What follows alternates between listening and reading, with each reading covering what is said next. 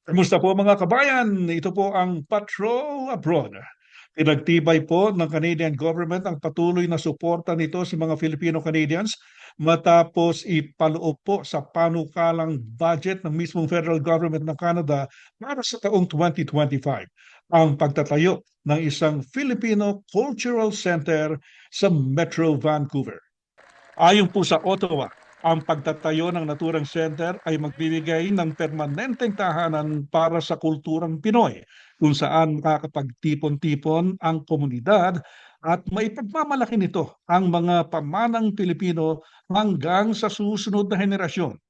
Lubos namang ikinagalak ng iba't ibang Filipino groups ang pagtatabi ng federal government ng pondo para sa isang cultural at community center para sa mga Pilipino sa Vancouver. Ayon po sa Mabuhay House Society, nakasaysayan ang commitment na ito ng gobyerno para matupad ang matagal ng pangarap ng komunidad na magkaroon ng lugar para sa selebrasyon ng Filipino culture at heritage. Sinabi naman ng Filipino Legacy Society na ang hakbang ay senyales para ito na talaga ang panahon para maitayo ang isang Filipino Community and Cultural Center. Pinapurihan din ng Pinoy Festival Alliance ang commitment ng federal government at sinabing patunay ito na nagbubunga na ang advokasya at pagsisikap ng mga Filipino elders para magkaroon ng permanenteng tahanan sa Canada ang kulturang Pinoy. Samantala sa patuloy pong pagtatalakay sa issue ng Filipino Community Center, tinulong po ng Mabuhay House Society ang kanilang Council of Leaders para himayin po ang mga issue sa likod ng pagpapatayo ng isang Filipino Cultural Center sa naturang syudad. Narito po ang report ni Rowena Papasit. Nagpatawag ng pulong ang Mabuhay House Society sa Council of Leaders nito upang busisiin ang ilan sa mga itinuturing nilang red flags sa Filipino Cultural Center project ng Filipino Legacy Society at developer na si Macario Toby Reyes.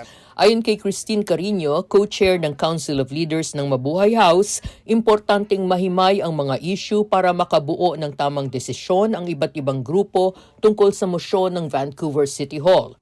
Wala namang problema sa inahahayag na mosyon para sa Filipino Cultural Center. Gusto natin nun. Pero gusto rin natin maliwanagan kung sino nga ang nagbibigay sa atin ng candy, ano yung binibigay na candy, at bakit binibigay yung candy. It's not a question of being picky. It is not a question of being picky, but it is a question of critical thinking. Isa sa napuna nilang red flag ang pagkakadikit pa rin ni Reyes sa Cultural Center project kahit alam ng hinahabol ito ng mga creditors niya sa mga nauna niyang proyekto. May question rin sa lokasyon ng Hotel at Filipino Cultural Center project sa 1940 Main Street, Vancouver dahil noong 2021 ay iniutos ng korte na ibenta ito. Idinagdag ng Mabuhay House na wala ring malinaw na kasunduan sa pagitan ng FLS, ng Vancouver City Hall at ni Reyes. Mabuhay House wants to make sure that it is clear that they have agreements before we even agree with it. But don't get us wrong. We're not against it, but we want to make sure that this motion that the city is pushing to the community will understand our community. A lot of our people don't really understand what's going on how long this project it will take. Ano ang arrangement ng City Hall at saka Toby? Are they donating the site to the city, or is it going to be? What are the terms? Yan ang hindi namin alam. And we have to clarify that with the city and with the developer on November 9. Nababahala rin ang Mabuhay dahil baka ginagamit lang umano ang pagtatayo ng Filipino Cultural Center para mag-qualify ito bilang non-conforming project o NCP at nang sa gayon ay madaling maipatupad ang rezoning. Ayon kay Dexter Tarampi, director ng MHS, mas madaling makapasa bilang NCP kung kasama dito ang isang cultural center kaysa halimbawa kung isang childcare center ang isasama gaya ng nasa orihinal na plano. The developer's primary objective of their development permit is to seek approval for a major hotel and residential development. Like I said, the Filipino cultural proposal functions as a public benefit anchor to justify eligibility for higher density. Sa kanya namang paghimay sa mosyon ng City Hall, gustong malaman ni Mabuhay Chair Lester de Guzman kung hindi mawawala sa proyekto ang Cultural Center kahit ibenta pa ito ng developer sa iba. Ayon pa kay de Guzman, mukhang gusto munang makuha ng Vancouver ang suporta ng komunidad para sa kanilang mosyon bago pag-usapan ang mga detalye nito.